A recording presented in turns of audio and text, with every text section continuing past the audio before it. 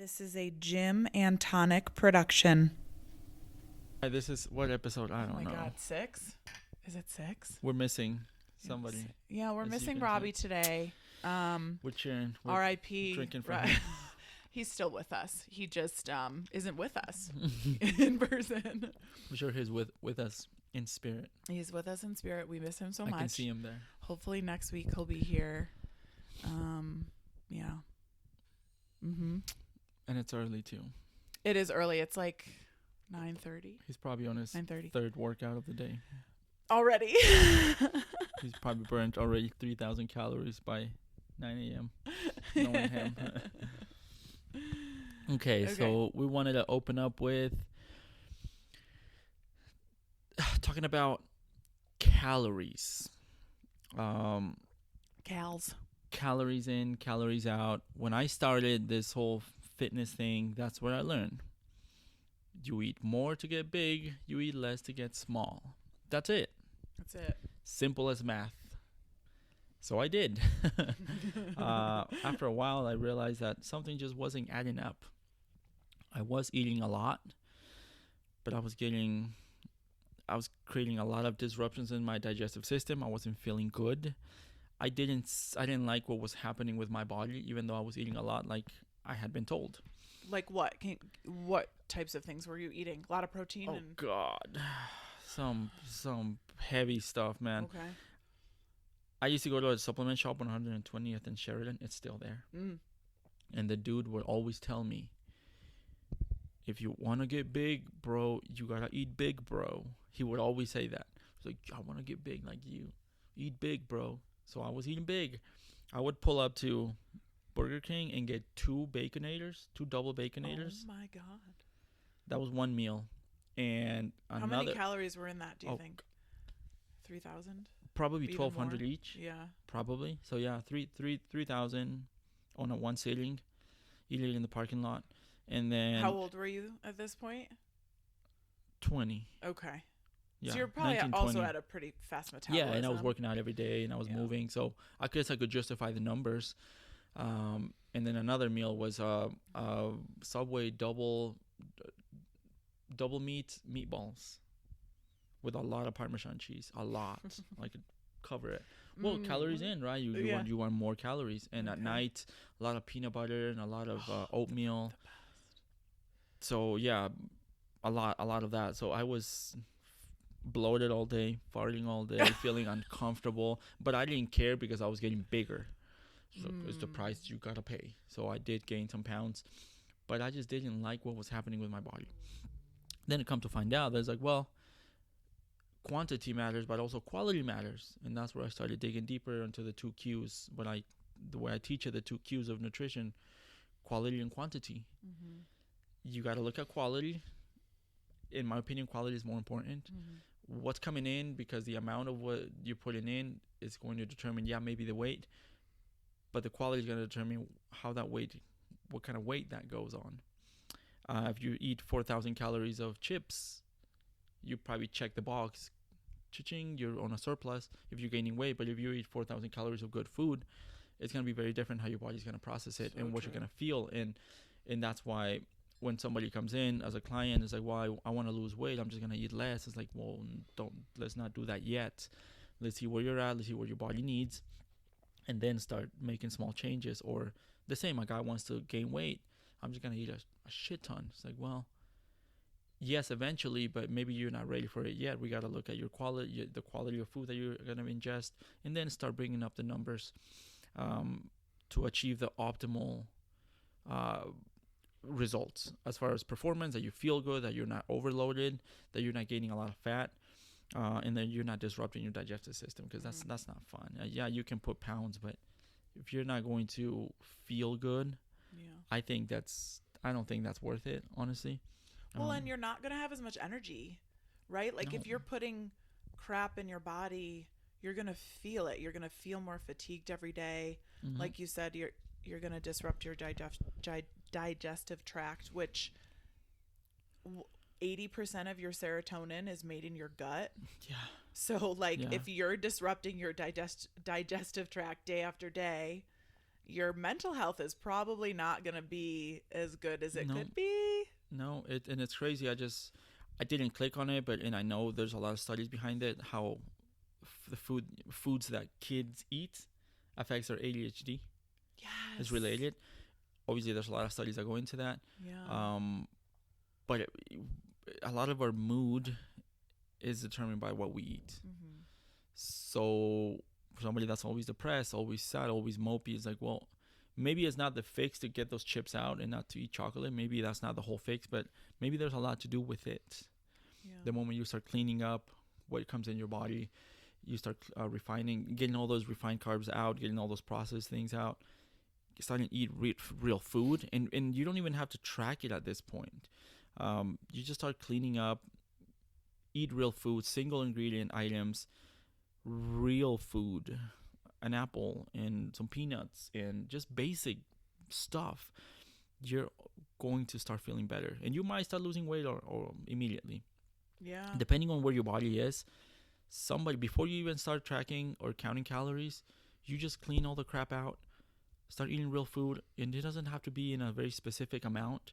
You're probably already going to start feeling better, losing weight, losing inches, performing better, just feeling better overall. That's a great way to start. Yeah. So it's going to affect your mood. It's going to affect your energy levels. If your mood is better, you're going to be more motivated to actually do the workouts and live the lifestyle you want to live. Yeah, it's I read something a few days ago that said that people who eat processed foods have some percentage of depression and anxiety, much more so than people who don't. So it's not just, yes, obviously for aesthetic reasons and performance reasons, but it goes beyond that. It goes into how much are you enjoying your life? How good are you feeling every single day? If you wake up feeling lethargic every day, it doesn't matter if you're losing weight because calories in, calories out. You're not going to feel good. You're not going to feel good about yourself. You're not going to feel motivated to go and do that workout. And you're also like, you can work out or you can be thin and still not be healthy, right? Like, yep. You can go, I remember a little while ago, a friend of mine was talking about how she's this person is a runner. She's very fit, and she got her blood taken, and she found out that she was eating too many like nitrites and nitrates, mm-hmm. like like deli meats and things, super processed meats, and it was showing up in her blood work as extra inflammation. And this is a healthy person that runs every single day, right? So like you can be Spider-Man. Come here. You can be quote unquote healthy on the outside, but if you are eating these things every single day, your blood work may not reflect that you're actually healthy, and you may have some inflammation markers that you didn't even recognize you had that could absolutely lead to issues down the line. Yeah, and it goes the other way too. You can be slightly overweight and still be metabolically healthy. And those two things, people assume that it's the obese, the overweight person that is doing it all wrong, and that's going to be more prone to being pre-diabetic and getting all these diseases. But that person might actually be healthier than the skinny one next to them. So true. You can judge by looking, but it's not always right. And a lot of the and unfortunately a lot of in the fitness industry is all about looks. And they sell it to you. You got to look like this, look like that. It's like, well, where is health in this whole thing? Because you can take the drugs and abuse your body and get a six-pack real quick and look amazing, but feel horrible. I mean, most of these competitors, when they get to the stage, they are in a very critical condition and they feel horrible. And I have friends that have been on bikini competitions, and they feel like dying for weeks before the show. And that's why it's so like, that's why you can only stay in that place for such a temporary amount of time. Like, that's not a place that you can be for any longevity, right? Like, I mean, some people are genetically gifted and they can extend it, but for the average adult, for the average gym goer that's just starting to go in and kind of learning the ropes, and yeah, you want to improve your physique, you want to feel better, you want to get stronger, awesome, but you don't have to take these extreme cuts that at that level, because there's people who have been doing it for 10, 20 years. They know their body, they know how to manipulate it, they take the right drugs. But I think, at least for the people that I work with, the general population, I don't recommend any of that. Let's start with small steps. Let's what's in your pantry? Is it 80% of what you're eating is processed food? Like, dude, let's get that shit out. Let's get that out. Just start eating basic foods, your legumes, your grains, your lean meats, fruits, vegetables, nuts, seeds. Like, just that will already make you start lose some weight and feel better. And then we start, kind of, it goes in layers, right? You start okay, dialing it in. Maybe when we get to the point that, hey, do you have a food scale? No. Well, can you buy a food scale and start weighing food? Like, ooh, that's a big step. Not everybody wants to do that. Not everybody can do that or needs to do that. Right. But if you're somebody that's tried everything and you're still not losing weight, or if you're somebody who is actually responding really well but kind of wants to get to that like very lean place where, you know, they want to take it just a little bit further, a food scale can be extremely helpful. And you don't even necessarily need to use it forever, but it will give you, if you use it for a few weeks, it'll give you a really good idea of, okay, what do these portion sizes look like, and what can I kind of eyeball in the future and estimate a little bit better and more accurately. I've explained it in different ways. I've always explained it also like money, income, and expenses. Most people know how much they're going to make a month. Most people, especially they have a job, they have a paycheck. Yeah. Most people know, okay, I make this much a month and my expenses are this much. That's your calories in, calories out. If you are on a tight budget, you know, if you go to the mall, you can buy $600 worth of shoes or purses or whatever. You can, but you're going to be on a deficit. That's when you pull out the credit card, and that will be your stored fat. So you start overdoing, you start loading up the credit card, you start overloading excess energy, because food is energy. You're consuming too much when you really didn't need it. Right. And you start accumulating energy, which fat is just stored energy. Adipose tissue is just stored energy. So it's like, well, how do we get rid of that stored energy? How do we get rid of that credit, that huge credit that you just racked on? Well, we start using it. We start making payments. Right. We start using it. So if you get to the point that you're feeling great, you're seeing results, and you want to get tighter and tighter and tighter, you start kind of getting closer to that edge, and you gotta ride the line. But it's at that point you're tracking calories, you're tracking expenses, everything that comes out. You might have a tracker, any kind of Apple Watch or Fitbit or anything, kind of looking at your numbers, how much is your body burning, and they're not super accurate, but it's still a measure. If your watch is telling you you're burning 800 calories in a workout, you can probably guarantee that it's about half of that.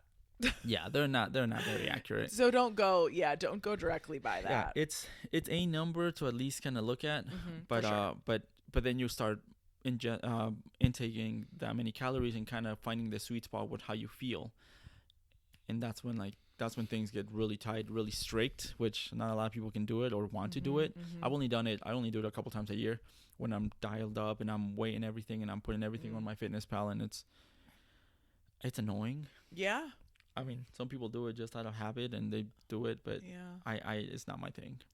I have a general rule of what I'm eating and what I can do, but if I say I'm 6 weeks out from I want to be in the best shape that I've been, oh my God, here we go. Yeah. And I tighten up and it's like, I can't wait to be done. Going on vacation, you're like, all right, let's go.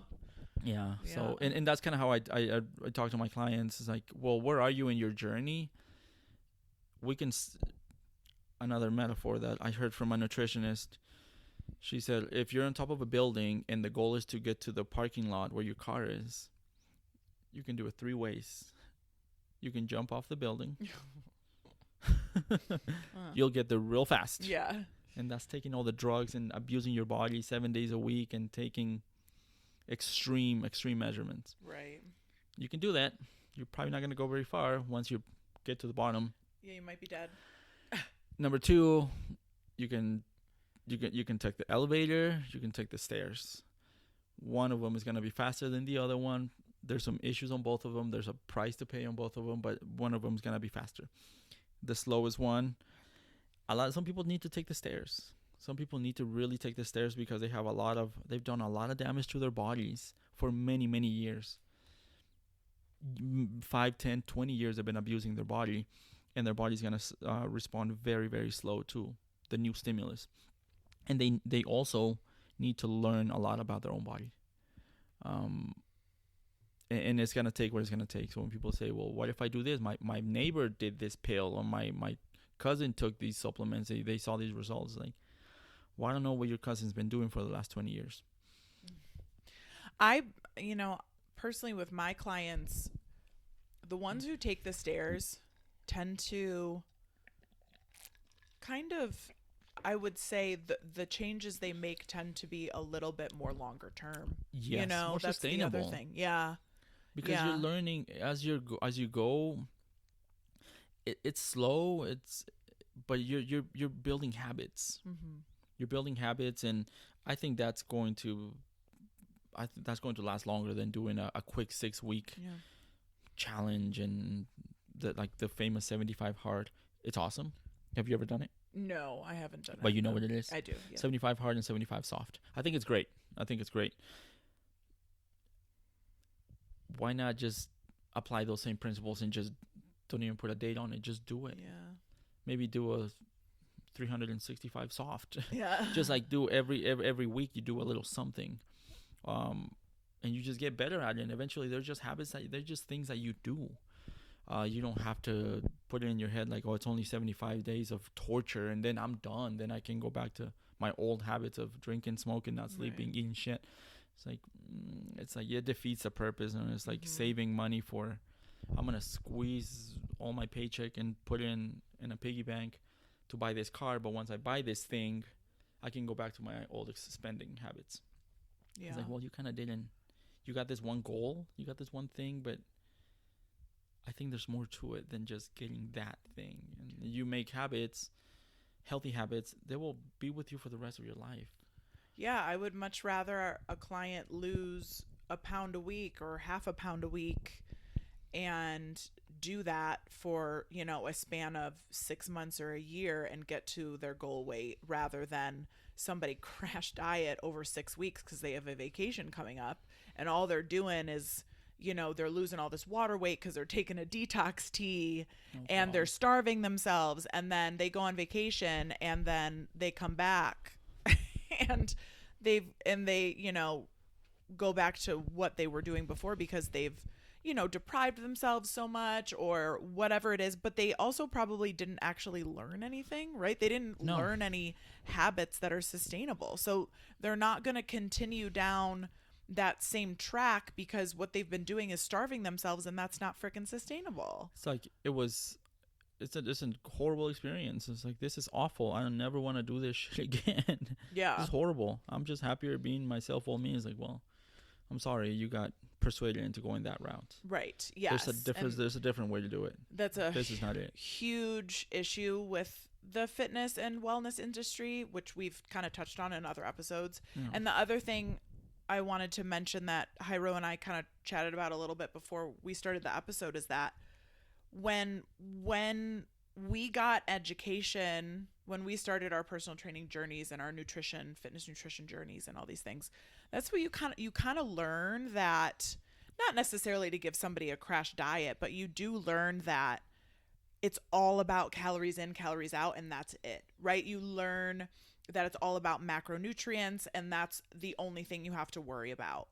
And that's really not the reality of it. Like we touched on at the beginning, it's the foods that you're putting in your body are so important. And what we're actually realizing now, and people have started studying and researching over the past few years, is that the less processed foods that you eat, the more whole foods that you're eating, fruits and veggies and whole grains and legumes and things like that, your body processes that so differently that you're actually utilizing so many more calories to digest those foods.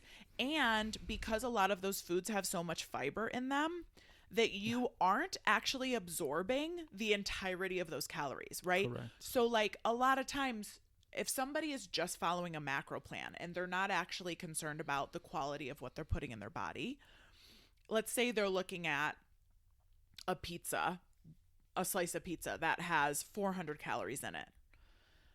Or they can eat a Greek yogurt and an egg and, oh gosh, let's say a banana with peanut butter, right? Yeah. And that is going to equal 400 calories. 400 calories, yeah. Right. Yeah. And they're thinking to themselves, well, I have, like, let's say they're following a plan from their coach. And they're like, okay, like, according to this plan, I have 400 calories left in my diet plan today. Well, I'm going to eat the pizza, right? This is for the ones that have been doing this for a while. Do you remember the if it fits your macros movement? Yes. That's like exactly what I'm talking about. If it fits your macros, and this was like early 10s, early 2010s-ish. I remember seeing it like back in 08, 09. If it fits your macros, there's giant bodybuilders. Eat whatever you want. Eating 3 pizzas. Yeah. After leg day, eating 3 pizzas and 17 pancakes. And if it fits your macros, bro, it's like, oh, I'm going to do that too. Right. I'm going to eat a tub of ice cream because it fits my macros. Like, it's horrible. It's a horrible way to see things. It's just misleading. It's horrible, but it comes back to, it's all calories in, calories out, and it's a very simplistic way of seeing things. And I learned from my registered dietitian. She said, calories in, calories out is a math problem, but your body is a biology project. You're a whole biological being that a math equation is not going to solve. It's almost like looking at BMI as the entirety of a person's everything, when in reality BMI is giving you no information. It's like, I can tell you you're obese over the phone. Yeah. You're obese. Oh, your BMI is 32. Oh, you're automatically obese, right? And it's like, well, you didn't take my body fat. You didn't see me. You didn't see me. No. Yeah. So it's the same type of thing. And again, if that person eats a pizza, fine, right? And obviously, we're not trying to say like deprive yourself of good things from time to time. Absolutely. But if you are trying to reach certain goals and you are trying to feel good every day, if you went and ate that banana and that Greek yogurt and that egg, A, I guarantee that you're going to feel so much better. B, it's going to give you more energy. And C, your body is going to process it in a completely different way and in a better way. Yeah. And you're going to actually go to the bathroom for one. You're not going to be constipated from all the flipping cheese on the pizza and you know. Yeah. Quality, quantity, those two things, super important. I try to drill it into my clients, like, stop looking at numbers. At some point, just stop looking at numbers, comparing this and that. Just look for quality, because the nutrition is what matters. The nutritional value of the food is what matters, not just the amount of energy, the amount of calories. It's like you have a $20 bill on one hand, or you have a 20 peso bill on the other hand. It's like, they're both 20s, but which one has more value? It's like, well, no brainer is this one. Same comparison, the banana plus the chips, they're both 100 calories and they're both carbs. Which one has more nutrition? Right. Easy. So it's like, if you start seeing just food as that, you'll start making simple choices. But you can still go out. You can still go out to a restaurant. You can still, as you should, right? Yeah. Like, you don't want to completely deprive yourself every single day forever and ever, but do it once a week instead of every day. And you start making better choices. But you can still have a life, unless you're getting to that point where you're really, really trying to tighten up, and it gets kind of boring. You're eating the same thing every day, tracking everything, and some people love it. Some people don't want to do that, but that's totally up to where you want to go with this. But bottom line, if you start eating most of your food that is real food, you don't even have to get super strict with your tracking.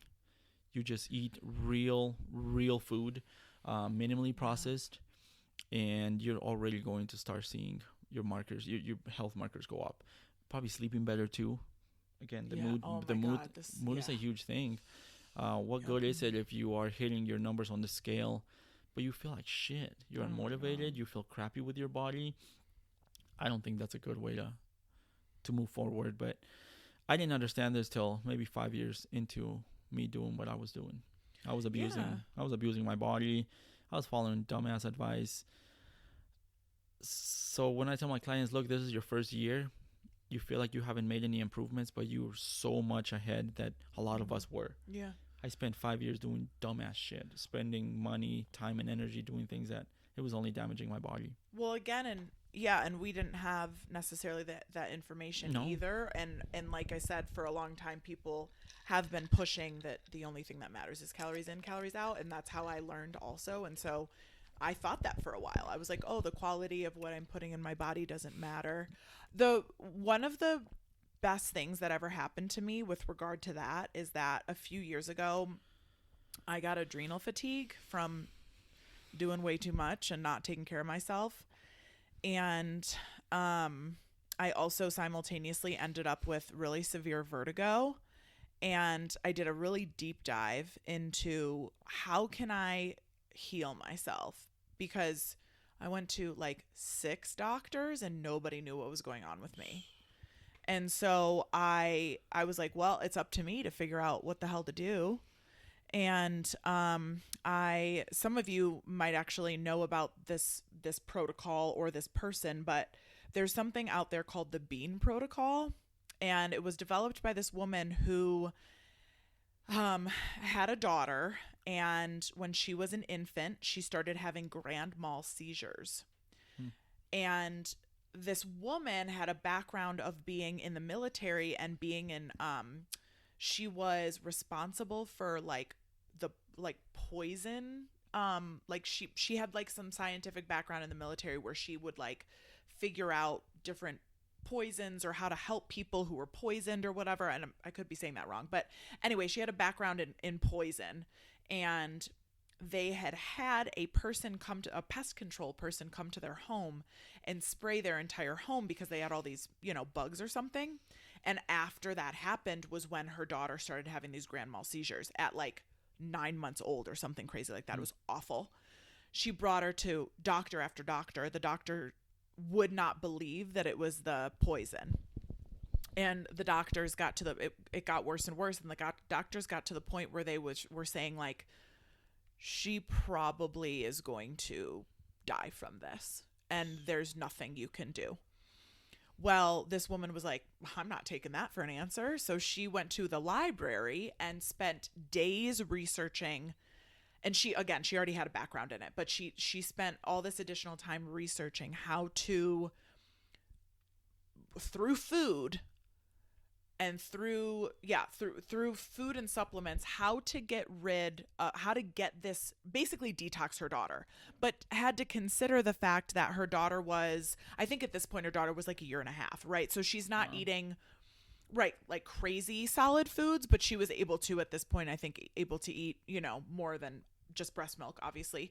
So anyway, she created a concoction for her daughter, and it was based upon the theory that fiber, and specifically certain types of fiber. So fiber typically comes in soluble or insoluble, and I believe it was insoluble fiber that was the most important, but I could be saying that wrong. It could be the soluble one.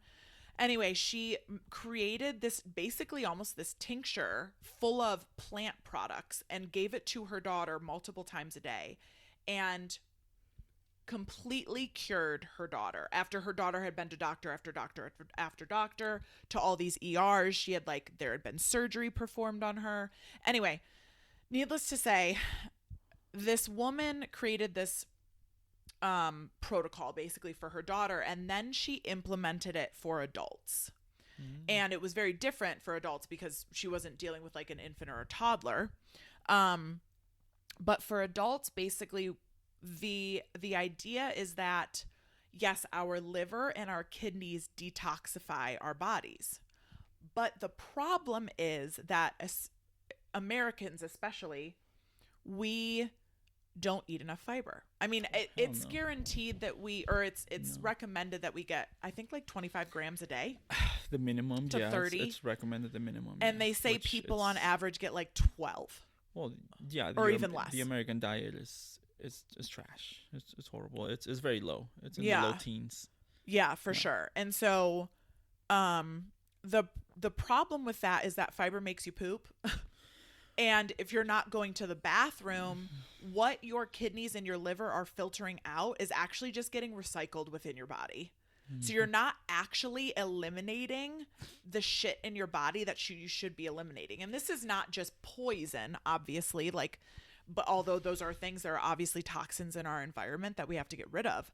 But it's also excess hormones. Yeah. That comes from, our personal care products and things like that, microplastics, whatever. It's just like typical quote unquote toxins that you would come across on a daily basis, right? And so basically she was saying, or she does say, that the way to start this protocol is to eat beans like 6 times a day. And the point of that is because beans have more, I believe it's insoluble fiber than any other nutrient. Any veggie, any other fruit, any veggie, any whole grain across the board, it's beans. And this is black beans, pinto beans, garbanzo beans, kidney beans, things like that, those types of beans.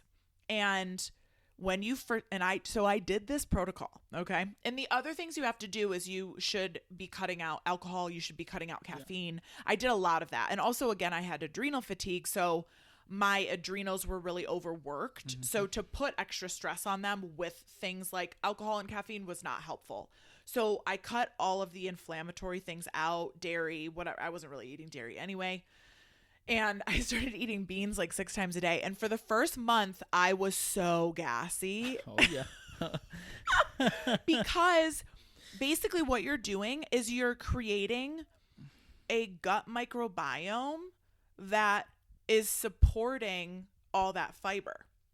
And if you haven't been eating that much fiber, you're not going to have the gut microbiome to support it, right? You don't have the enzymes for it. No, you don't have to build it. Build it. You've got to build it. So it takes about 3 weeks to a month to build it. So for the first 3 to 4 weeks, it was rough. But once I got past that point, it was amazing. And I felt incredible. And I was going to the bathroom all the time. But I was like, well, but I'm getting rid of all this. Because when you have adrenal fatigue, your cortisone initially it shoots up. So you're basically with adrenal fatigue, your cortisone is really high for too long. And because it's high for too long, then it drops substantially. Okay. And so you just have, your hormones are all messed up. I think I had either really high or really low estrogen. I just was all over the place. So basically my body was getting rid of excess hormones also. And after a few months, I think it was 3 months, I was like on the road to recovery and I felt so much better. And anyway, so that's my spiel about how important it is to be eating fiber and to be eating this good quality food, because you're also getting rid of the shit in your body that shouldn't be in your body. Let's say you're eating tuna 4 times a week and you have extra mercury that builds, right? Like all of these things that you don't even necessarily think about.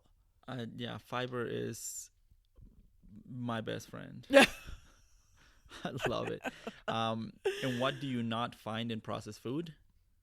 Fiber. They take it out because it's not shelf stable. So orange juice, concentrates, and orange has fiber. Right. Apple juice, fruits and vegetables have fiber. Obviously, if you wanted to put it on a shelf and put a label on it and store it for months to sell it, you have to take the fiber out. If you freeze an orange and you thaw it, what happens to it? It's mushy. Yeah. Because the fiber broke down.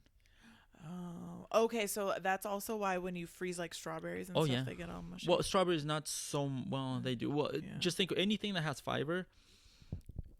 It's the fibers of the fiber. When you freeze it, you alter it. So it's not saying that it's not good enough, but it's not in its full raw form. Yeah. So, but these companies know that that's not stable because they can't sell it that way and they can't store it. So they take it out. They take out the good stuff, put shit in it to make it smell better, taste better, and more shelf stable. And they sell it to us. And they say from real oranges. Yeah, it came from real oranges, but you took all the good shit out. Right, and so, they'll fortify cereals, oh, right? Yeah. They'll pull all the good shit out, and then they'll throw all these vitamins back in it with some other chemicals that you can't even pronounce. Yeah. So, and it's oh again, God. If we can go down the corporate greed and how they've poisoned us, but that's another topic. But anyways, if you can avoid all this issues just by eating real food, don't be lazy. Get to cooking. Eat real. Buy real food. Cook. Honestly, get to cooking. If you depend on somebody else to prepare your food and put it in a box for you, you're just not gonna know everything unless you do like one of those macro factor meals. Sure, there's a lot of companies now that they do that and they make real food. They prepare for you and they ship it to you if you can afford that. If you can afford it, if you yeah. can afford it, cool. Right. But I honestly think there's a lot of value to you touching the food and preparing the food that you put in your body. And you don't have to worry about what's in it. And you don't have to worry about these chemicals because you're not touching them. You can read all the labels you want from your granola bars, protein bars, healthy foods, cereals. You can read all the labels. You're gonna find shit that you can't even pronounce. Are you gonna get on Google and it's like, what is this? What is this xanthan gum? What is these emulsifiers? What are these preservatives? What are they doing to my body? Who fucking cares, man? They taste good. Just give them to me. Why is this food able to stay in my fridge for 2 months without breaking down? Yes. That's what you put that in your body. It's like, I'm not saying you're never gonna do that. You shouldn't ever do that. But yeah, from time to time, it's totally fine. But I mean, I'm at real talk right now. I am so sick of the argument that I don't like to cook. Okay, fine. Here's the thing. If you don't like to cook, and you are not willing to meal prep, and you are not willing to do these things to make sure that you are healthy and you reach your goals, then do not complain to me that you're not reaching your goals because you are not doing what you need to do. Figure out how to like cooking. I'm sorry. Like it just, I don't know, put on a TV show while you're cooking.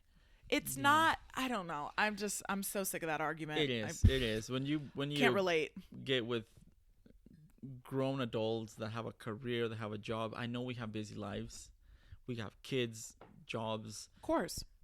I don't like to cook. It's like you're giving up so much power.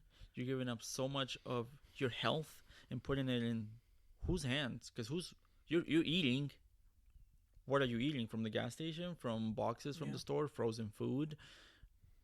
Uber Eats? From a restaurant? Like, where's that food coming from? You're completely depending on them to do it for you.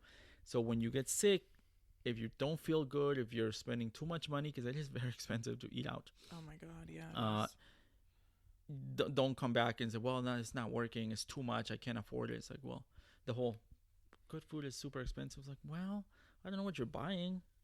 Caviar every day. I don't know what you're eating. You can buy a lot of whole food. But you have to prepare it yourself. You have to separate it. You have to clean it. You have to store it yourself.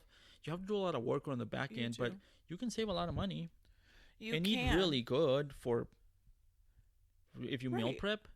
That's the other thing. If you don't have time to cook every night, I get it, right? Like not all of us do, but put aside 2 hours on a Sunday, get a crock pot going. Mm-hmm. That you just throw the ingredients in, it cooks it or an Instapot. Invest in a $75 Instapot one time. You can make so many meals in there without you having to do a ton of work. I'm sorry, but there's no excuse. There's no excuse. It's a lazy excuse. It's a lazy excuse. Honestly, it's a lazy. And I get it that there's hacks. Oh, the fucking famous hacks. 10 hacks to get a 6-pack or 10 hacks to eat healthy. It's like, man, you're going to have to do the work. Mm-hmm. You're going to have to buy the food, wash the food, store the food, separate it, chop it up.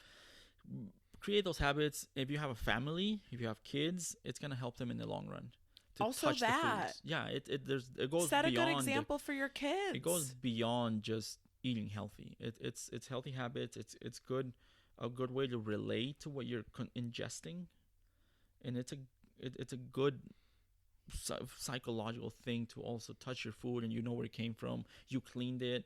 Like if you have a garden, that's some stuff. I'm not there yet. But me neither. Think of the process of planting something, watering it, seeing it grow, and then you pull it out and you so much feed pride it to in your that too. kids and to yourselves. Like, and you know where it's coming from. You know you haven't sprayed the shit out of it. That's why when you see people bring me vegetables to the gym and they're so proud. Aww. Look at my zucchinis. Look at my. It's like, oh shit. Yeah. I'll be there at some point. I'll be there. One day. But the proud that they feel is like, oh look at my tomatoes. My neighbor gives me tomatoes and cilantro. And she's so happy. I have cilantro. You want to come get some? It's like, hell yeah, I want some cilantro. So soap gene. You want soap. So, but anyways, bottom line is, food is very important. Fiber, I will touch on fiber again. Fiber is like the janitor for your digestive tract. It's gonna clean the walls of the digestive tract. It's like a magnet going through digestive tract and pulling all the metal, all the residue, all this crap that we have in our digestive system. Is gonna clean it out and compact it and send it out.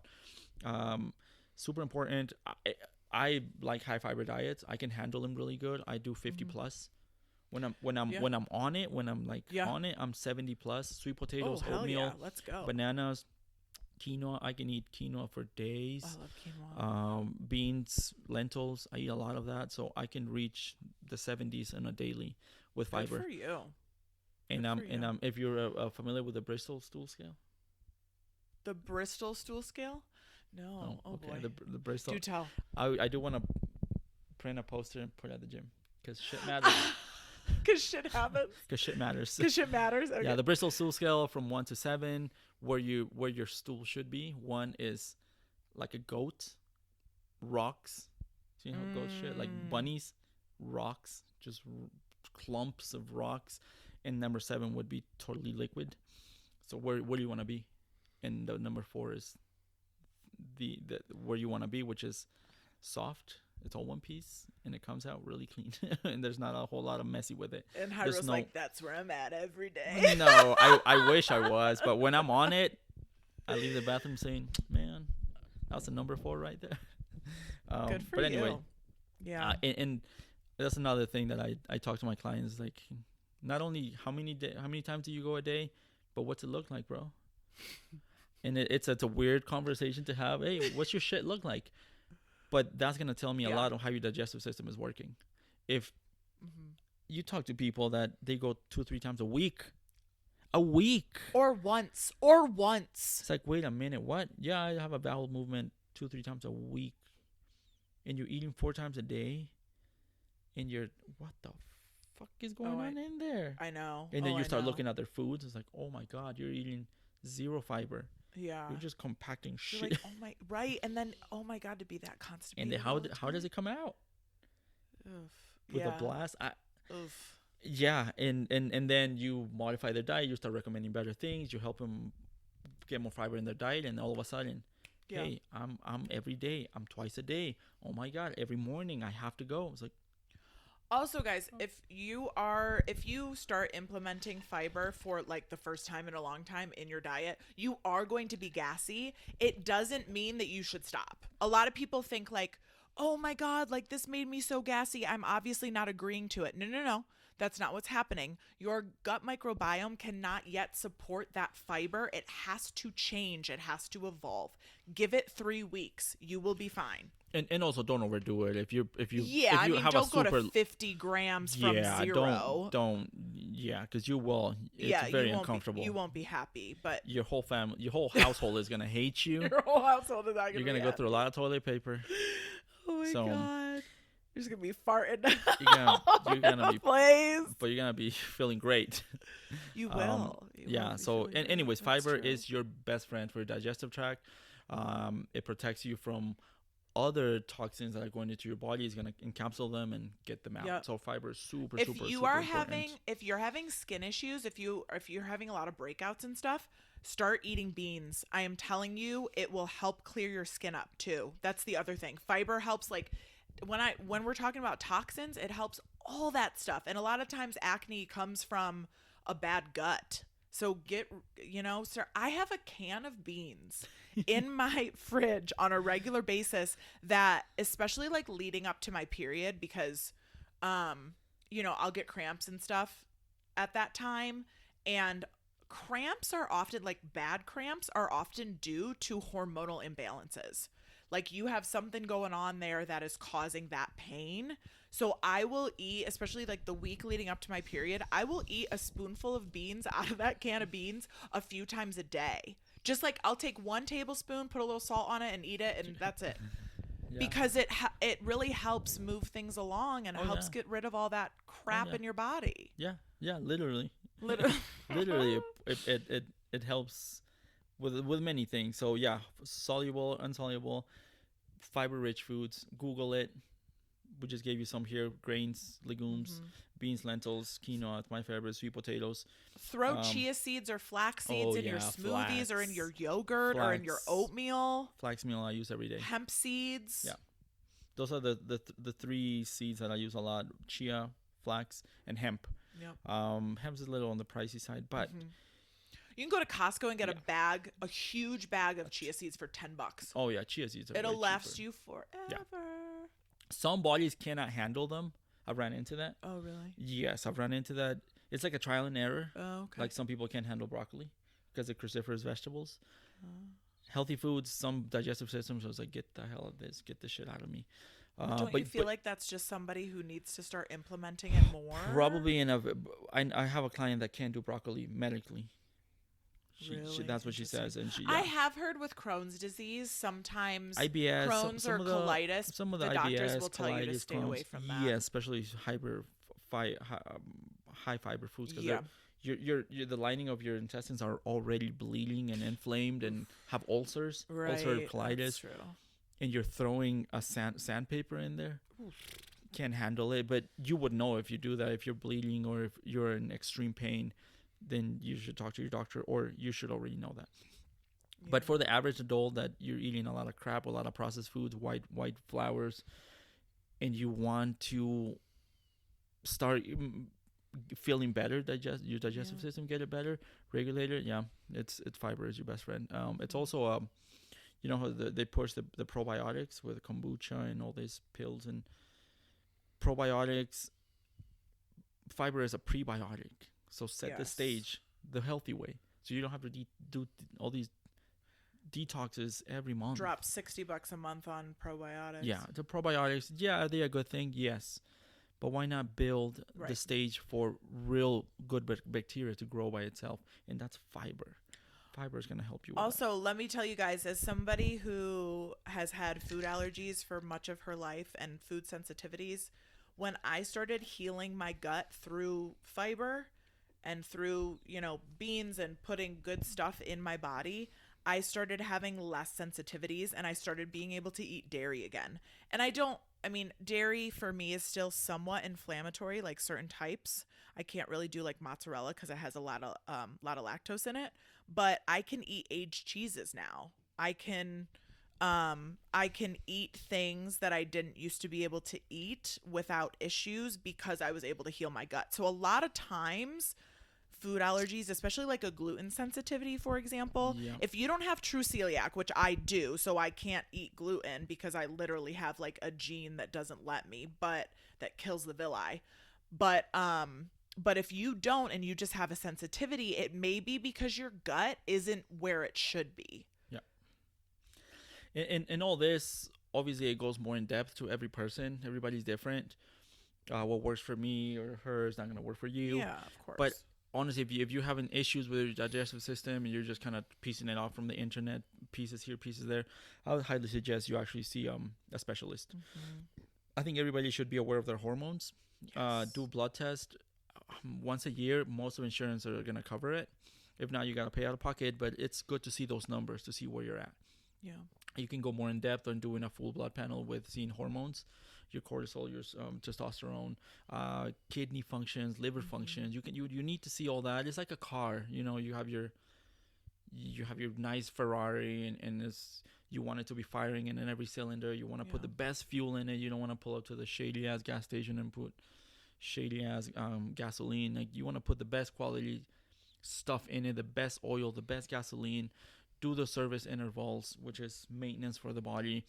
You want to treat your body like a machine that should be running at its best. And if you give it that, you're gonna get closer to your goals just by doing that. And even if you're feeling good, go get a baseline blood test so that you know what to compare it to in the future if you're not feeling good. Yeah. Just because you're feeling good doesn't mean you shouldn't check where you're at. Just it's a good baseline to have, like, because then if you're gonna go into a more severe cut or bulk, or you're gonna start taking supplements, or you're gonna go into kind of step it up a few notches on your journey, then at least you know where you were, and you can compare it to what has moved.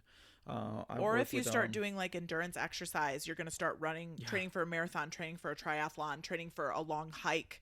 It's a good thing to have a baseline, and then when you start training hard a few months down the road, let's say you're feeling fatigued, you can go and check and say, hey, how's my B12? How's my iron? How are my hormones, right? Like, am I eating enough? Am I fueling enough? You can save a lot of money, time, and energy by going straight to the source. Go get a blood test with somebody that knows how to read it, and they're going to tell you the truth, sit down with you and be like, look, these numbers mean this, and not just kind of like, oh, it all checks out green, you're good, bye.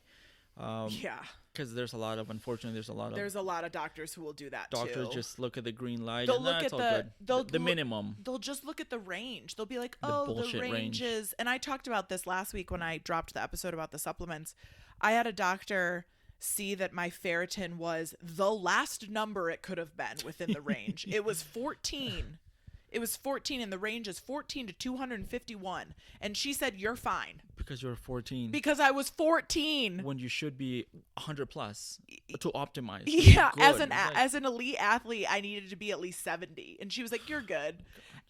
But because she told me that, and this was years ago when I didn't know as much about it, because she told me that, I was like, oh, that's not the culprit. But in fact, it truly was. And then you ride those lines, you ride those minimums for too long, and then guess what? You're pre-diabetic, just like that. You're looking at all these other potential bigger problems because somebody just told you, oh yeah, it all checks out good. And it's like, well, I feel like shit. I'm not sleeping. I'm performing like shit. I'm tired. I'm in pain. But the doctor told me that everything is good, so everything must be good. It's like, no, dude. It sucks. So that's a medical system that we currently have. Unfortunately. I've worked with a naturopath. Yes, to see my numbers. Naturopaths are the best way to go. It's going to be you're going to have to pay out of pocket. Insurance is not going to cover it, but it's honestly, it's the way to go. You're going to save a lot of time and money over the long run. Some more DOs too. Like if you go to a DO rather than an MD at a private practice, a lot of times because they're the more holistic doctors, sometimes they will be a little bit better about actually taking your blood and giving you like the panels you need. It just depends. It depends on the practice. It depends on the doctor. Yes, but yeah, do your research that way. Surfing the internet, trying to find the secret to your issues, might not be the best way. Honestly, find. You'll go on WebMD and they'll tell you you're dying. Oh God, yeah, you'll find all kinds of new diseases that you wake up with. I would say do your research, finding a naturopath, a doctor that's actually going to look into all your numbers and explain it to you in a simple way that what this means. It could be as simple as a vitamin D deficiency and you feel like shit and you're taking all these supplements and powders and pills and it's not hitting. Right. You're just shooting at nothing. And that's, again, the supplement industry. But I send a lot of my clients to the naturopath because I'm not a doctor either. I can't see what's going on. I think this might be going on, but I don't know. Practice. But hey, go see the naturopath, pay a little extra, and then they come back and tell me they told me I was deficient on X, Y, and Z, and we got to cut back on this, and I got to go up on this. And they do it. A lot of the times it's simple things, and they do it. They feel better. Weight starts coming off. They feel better. Yeah. It's like, well, that saved us a lot of time and money. So true. Yeah, so it's worth it. Yeah. Something I really appreciate about you, Jairo, is that, and I think I do a pretty good job with this too, is that like you recognize that there are certain things that we can't do, and like you're very good about recommending, no, I recommend that you go see a naturopath. I recommend that you get a blood test. I recommend that you see a dietitian, and I do the same thing. And I have a naturopath that I refer out to, and she does the same. I have a PT that I refer out to, and she does the same. And I think it's so important to recognize where your limitations are as a trainer and a coach, and, take the ego out of it a little bit and be able to be like, there's something else going on here that I can't help you with, and I recommend that you do this. And unfortunately, at that point in time, it becomes up to our clients to follow through with that. And then sometimes it can get frustrating if they don't do that, and then they're not seeing progress, and maybe they're blaming you, or maybe they're not, but you just know deep down that like they're probably not going to see that much progress if they don't fix this one particular thing, or try to, go down this road to see what's going on in these different ways. It is a conversation that I've had to have with many people, and I always try to approach it from a loving, of course, area. Like, look, we've done what we can do here, and it's obvious your body's not responding. We can keep going at it and get more extreme with things, which is not my style, but we can. I just think we're gonna start breaking you down now. At this point, we're going to start abusing you. So your body's not reacting the way we expect it to, the way it should. It's out of my scope, man. So go talk to somebody else, or the hormones endocrinologist, the digestion, and then that person's going to hopefully get to the culprit. Yeah. And then we can integrate that. I've talked to chiropractors. I've had chiropractors email me. Physical therapists email me, hey, this is what's going on with your client. Perfect. Now we can work together for the better of this person. My ego's not hurt. I have no problem saying I don't know. So I don't fucking know. And the more I know, the more I realize that you don't know. I don't know. More. Holy shit! I just learned something, which it opened the door to holy shit. I don't know. I know. So it's a beautiful thing. But as coaches, when you lock arms with somebody that is willing to lock arms with you, it's an amazing thing. You create these very strong bonds, and we're working for you, and you know that I don't know it all, and we're figuring this out together. And I think clients appreciate that when they know that you're invested. So you're not just a paycheck. You're not just a monthly payment. It's like, just give me your money and whatever the fuck. Yeah. And I try to get better and better all the time at texting my clients outside of the gym and saying, hey, how is this thing going, right? If you're dealing with XYZ thing, whether it's an injury, whether it is a nutrition thing, or whether it's a mental health thing, like texting them and just checking in on them and saying, how is this going? Because then they do recognize that you truly care, and you are not just here to collect money from them, and you are really worried about or concerned and care about their full well-being as a full person, and not just the exercise portion of it, right?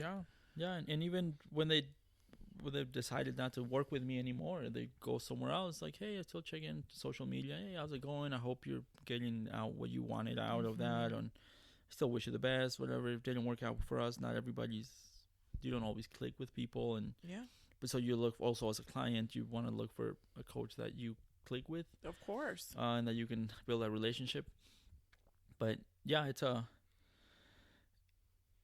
think we went all over the damn place with this. We did, but it was that's it. Yeah. But I think it was good because it was still along the same vein throughout the whole thing. Anyways, look up the Bristol Stool Scale. There's the pinnacle of digestion and excretion. I really want you to print out a poster. I'm gonna print a big one and laminate it and put it in the bathroom.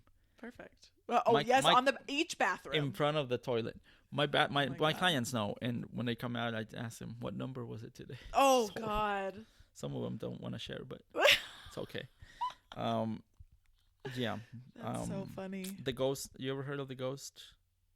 The ghost poop, the ghost wipe, where you don't have to wipe because it's so clean. Oh yeah. Oh yeah. I've had a few of those. That's a number 4. Oh, that's a number 4. Yeah, okay. it's the perfect, that's actually me almost every time. The single wipe. To be fair, I'm telling you, I eat a lot of fiber. I don't know if I get 70, but I easily get at least 30 to 40 every day. I think 70 is overkill. I just like it. I think 40 to 50 is You're like, plenty. if I get 70, I'm an 8.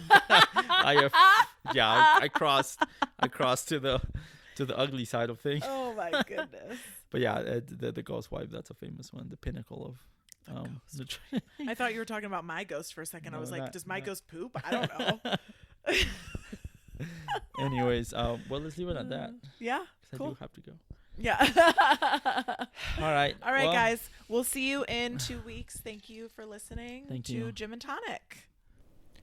This was a Gym and Tonic production hosted by Amy, Robbie, and Jairo.